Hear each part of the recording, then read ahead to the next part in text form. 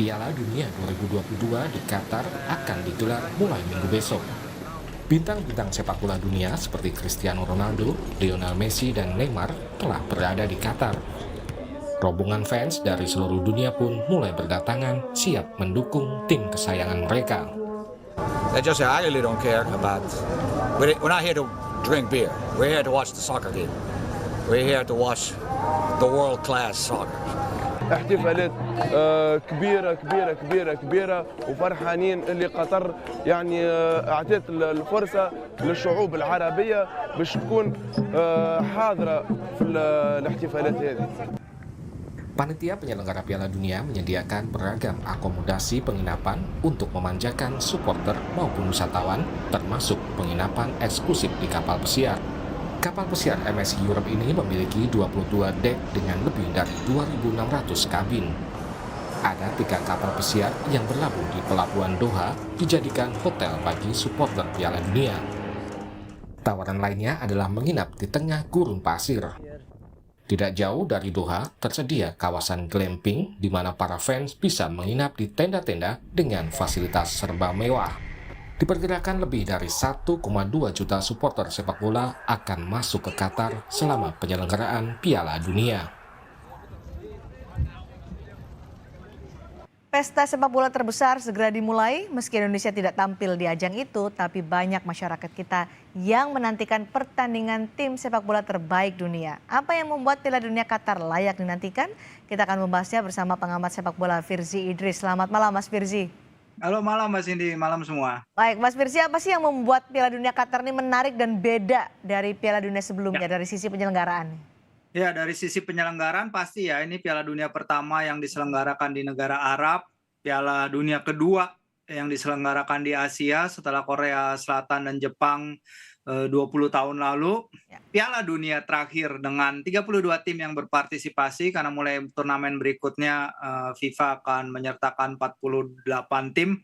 Dan ini adalah turnamen yang bergulir setelah hampir 2 tahun Liga-Liga Eropa memainkan pertandingan tanpa henti ya. Basically setelah pandemi kan semua liga jalan terus memainkan pertandingan gaspol sampai ke puncaknya ini 2022. Jadi memang ada banyak tantangannya, dan tentu saja kenapa FIFA memilih untuk memainkan Piala Dunia pada bulan sekarang ini, bulan November, Desember. Ini adalah musim dingin ya, yang sangat tidak biasanya pertama kalinya diadakan di bulan ini, karena memang di area situ sendiri di negara-negara Teluk, Mbak, suhu udaranya memang sangat panas kalau bulan Juni Juli ya. Saya baru 2 minggu lalu saya baru balik dari Abu Dhabi. Memang saya ngobrol dengan Pak Duta Besar di sana dan para staf anggota KBRI, mereka juga bilang suhu udara yang kemarin itu sekitar 41 derajat buat mereka itu belum seberapa dibandingkan dengan suhu udara yang bisa mencapai 51 derajat kalau bulan Juni Juli pada normalnya Piala dilaksanakan. Di musim dingin ini untuk tidak memberatkan ya bagi peserta Piala Dunia dari sisi cuaca. Oke, terlepas dari semua kontroversi yang mengiringi persiapan Piala Dunia Qatar, menurut Anda sudah siapkah Qatar untuk menggelar ini? Iya, kalau secara infrastruktur negara-negara Teluk itu menurut saya punya kapabilitas tentu terbantu dengan kemampuan finansial mereka ya, yang melebihi mungkin negara-negara lain untuk menyiapkan stadion, menyiapkan metro, jaringan metro baru sama sekali, armada bus yang disiapkan untuk menampung para supporter sepak bola itu juga armada bus yang baru sama sekali. Kita ngomongin tadi 1,2 juta supporter yang hendak datang, ini jauh lebih besar dari kapasitas. Basically sekarang kan Qatar semua terpusat ke Doha. Ini beda dengan Piala Dunia sebelumnya, di mana penyelenggaraan dipecah ke beberapa kota, di mana 5-6 kota menanggung beban kedatangan supporter dari berbagai negara. Ini basically the whole tournament will be run in just one city. Jadi ini juga yang baru, Mbak. Oh, ini yang baru. Sekarang kita bahas soal pertandingannya nih, Mas Firzi. Apa yang paling menarik di Piala Dunia Qatar ini dari sisi pesertanya, kemudian dari pertandingannya? Ya, kalau dari sisi peserta tentu kita akan membicarakan ini Piala Dunia terakhir ya bagi Lionel Messi dan bagi Cristiano Ronaldo. Last dance bagi mereka berdua, bagi legenda yang mendefinisikan sepak bola dunia, sepak bola Eropa dalam 20 tahun terakhir. Ini adalah kesempatan besar mereka terakhir untuk memenangkan Piala Dunia. Kita tahu Messi dan Argentina jadi salah satu favorit sejak sebelum turnamen bergulir, sejak mereka menjadi juara Copa America, dan Cristiano Ronaldo walaupun lagi punya banyak masalah di level klub, tapi di timnas dia tetap andalan, dan ini adalah bumbu yang membuat menurut saya Piala Dunia Qatar ini luar biasa sekali, Mbak. Ada yang baru di Piala Dunia Qatar ini menurut Mas Firzi? Ya, kalau kita lihat yang baru memang banyak ya pemakaian semi automatic offside rules, pendaftaran 26 pemain dalam skuad itu hanya beberapa di antaranya.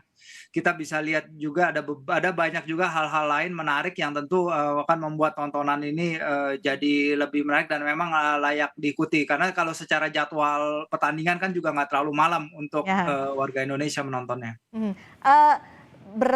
Siapa saja yang diunggulkan di Piala Dunia Qatar kali ini?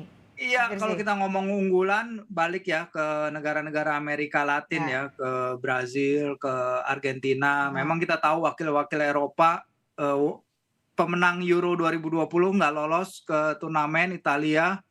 Kita lihat Inggris, pasukan Gareth Southgate, dia udah 2 ronde pertandingan internasional terakhir nggak menang.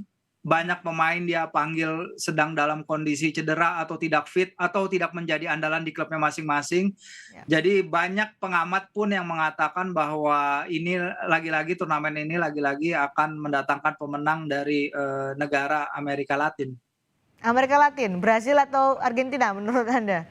Ya, kalau kita lihat semua negara ada kelebihan dan kekurangannya. Brazil mungkin di posisi fullback kurang maksimal dengan tetap memanggil Dani Alves, Danilo, dan juga Alexandro tidak dalam permainan terbaik bersama tim mereka masing-masing. Argentina kehilangan banyak pemain, terutama Giovanni Lo Celso yang cedera menjelang turnamen, supplier nomor 1 bola ke Lionel Messi selama kualifikasi. Jadi itu adalah beberapa hambatan, tapi kalau masih milih ya mungkin saya masih Brazil ya, Mbak. Walaupun favorit turnamen jarang menang loh kalau di Piala Dunia. Iya. Apa senjata Brazil kalau sampai Anda memprediksi Brazil lah yang akan menjadi juara? Ya, ini media-media Brazil juga udah bilang bahwa mereka punya lini depan yang dinamakan super attack, mega attack. Ada 9 pemain yang pelatih Cici panggil untuk mengisi lini depan. Itu diharapkan bisa overcompensate terhadap lini belakang mereka yang kalau kita lihat pemain-pemainnya udah sangat-sangat berpengalaman. Kalau digabung seluruh lini belakang Brazil itu punya pengalaman lebih dari 419 kali penampilan di level internasional. Itu menunjukkan betapa berpengalaman mereka, tapi juga betapa uzurnya pemain-pemain kayak Thiago Silva, Dani Alves, dan lain-lain. Tapi ya kita lihat itu adalah suatu bukan perjudian ya, itu adalah suatu pilihan dari pelatih Cici untuk mendatangkan gelar yang memang udah benar-benar dirindukan oleh para fans Brazil. Prediksi Anda juaranya dari Amerika Latin, lalu bagaimana dengan tim-tim dari Asia, sejauh mana nanti mereka bisa sepak terjangnya di Piala Dunia kali ini? Ya, kalau kita lihat memang Piala Dunia ini unik juga, karena kalau kita lihat bergulir di bulan November, Desember ini artinya beberapa negara-negara Asia sudah menyelesaikan kompetisi mereka ya. Kayak Liga Korea Selatan udah selesai, Liga Jepang juga sudah selesai. Kalau tidak salah hampir setengah lebih para pemain Korea Selatan berasal dari liga domestik, tapi angka itu lebih sedikit kalau dari para pemain Jepang. Tentu kita lihat bintang-bintang kayak Son Heung-min, kayak Kim Min-jae di Napoli udah benar-benar bintang Eropa. Penampilan mereka sudah seperti pemain Eropa, jadi kita akan lihat suatu perlawanan yang tidak kalah seru. Dan tadinya Son Heung-min yang kabarnya menderita cedera tulang mata, ternyata dia masih bisa cukup bugar untuk bermain di Piala Dunia. Dan ya dengan usianya bisa jadi ini juga Piala Dunia terakhir bagi Son. Ini akan segera dimulai Piala Dunia Qatar untuk fase grup. Menurut Anda mana yang patut diantisipasi? Ya, kalau kita lihat mungkin grupnya Inggris ya, karena grupnya Inggris. Jagoan saya tuh, Mas.